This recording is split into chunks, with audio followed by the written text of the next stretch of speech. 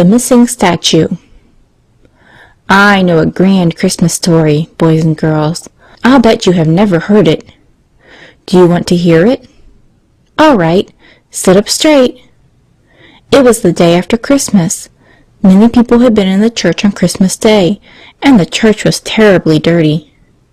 The janitor, the man who sweeps the church, was busy with his broom, cleaning up the church. Now, when the janitor began to sweep the front of the church, up where the altars are, he stopped before the Christmas crib to take a look. And what do you think? The statue of the baby Jesus was not there.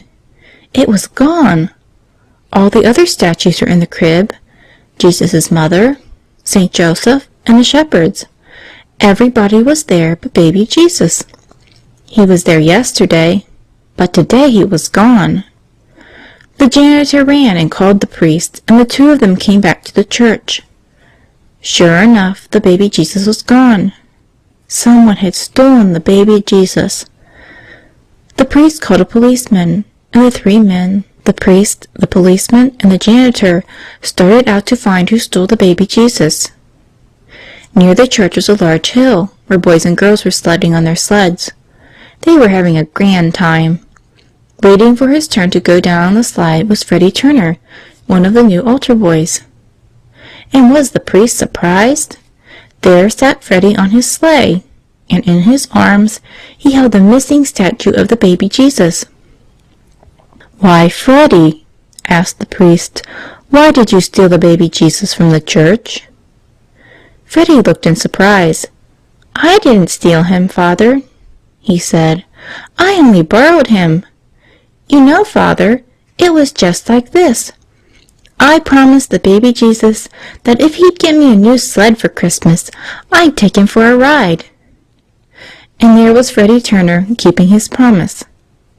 "Well, you know, I'd like to meet Freddie Turner. I'd like to know him. I'd like to know Freddie Turner, and I'd like you children to know him. Freddie made a promise. Freddie kept his promise. But what do we do?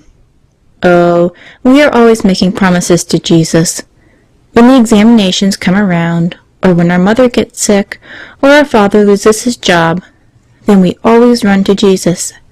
We want Jesus to fix things up for us. And, oh boy, how we do make all kinds of promises to Jesus.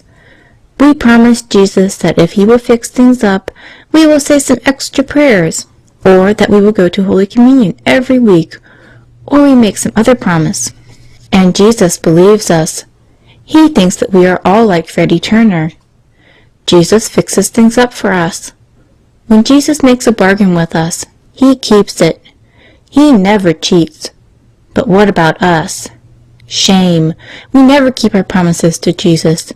We don't say the prayers. We don't go to Holy Communion. We don't play fair with Jesus. We cheat Jesus. And then the next time we want something from Jesus, he isn't in such a hurry to help us. Jesus doesn't like people who break promises. You don't like people who break promises either, do you? Of course not. Boys and girls, let's not be cheaters. Let's not be stingy with Jesus. Jesus is never, never stingy with us. Don't you be stingy with Jesus. When Jesus is good to you, don't be afraid to say thanks to him. Then the next time you want something from Jesus and you go and ask for it, Jesus will be right on the job to help you, because Jesus will say, "There's somebody just like Freddie Turner. He always keeps his promises.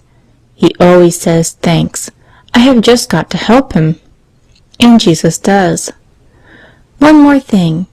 If there is any little boy or girl in church this morning who got a new sled for Christmas and who wants to thank Jesus for the sled, please, please don't take our baby Jesus for a ride.